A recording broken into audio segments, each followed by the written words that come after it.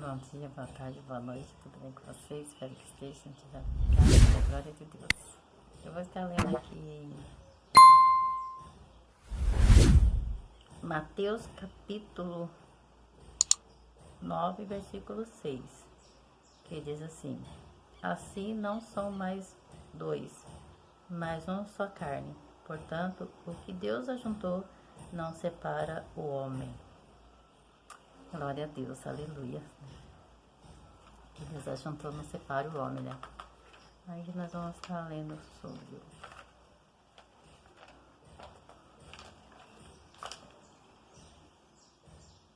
o divórcio.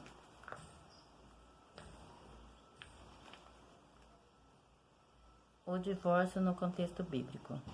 O divórcio no contexto bíblico, no contexto do Antigo Testamento, na Antiga Aliança, o plano de Deus para a raça humana é que o casamento fosse monogâmico e vitalício. O profeta Malaquias afirmou que Deus odeia o divórcio. Contudo, em certo caso, o divórcio era previsto em outros aparece como uma permissão em Deuteronômio capítulo 24, versículo 3 e 4. O texto afirma que uma das condições para o divórcio era o marido encontrar coisa feia na esposa, ou a expressão hebraica Arvetivar, traduzindo como coisa feia, possui o sentido de nudez ou coisa vergonhosa. O texto não especifica o que significa essa expressão.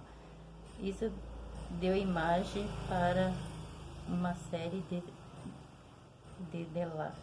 debates pelas escolas rabínicas que a entregavam de diferentes modos. No entanto, ficou claro que não se tratava do adultério, que no tempo de Moisés era punido com a morte. Ficou claro também que após o divórcio a mulher poderia se casar com outro homem, que nesse caso ela não estaria cometendo adultério. Em outra palavra, em tal circunstância, o seu segundo casamento era legítimo, mas seu primeiro marido, de quem ela havia se divorciado, não poderia se casar novamente com ela. O divórcio no casamento do Novo Testamento, no texto de Mateus capítulo 19, Jesus mostra que o plano original de Deus é que o casamento dure para a vida toda.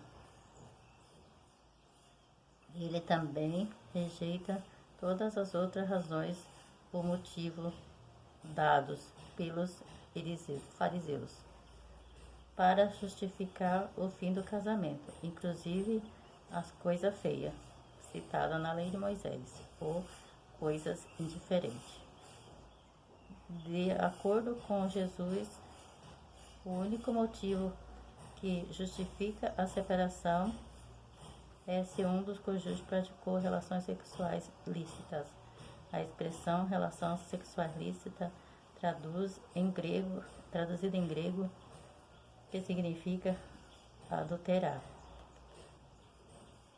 No texto de Mateus, portanto, o seu sentido é de que se cometeu adultério, que se depreende dessa passagem bíblica que Jesus estava dizendo que o divórcio feito por razões outras não é adultério, não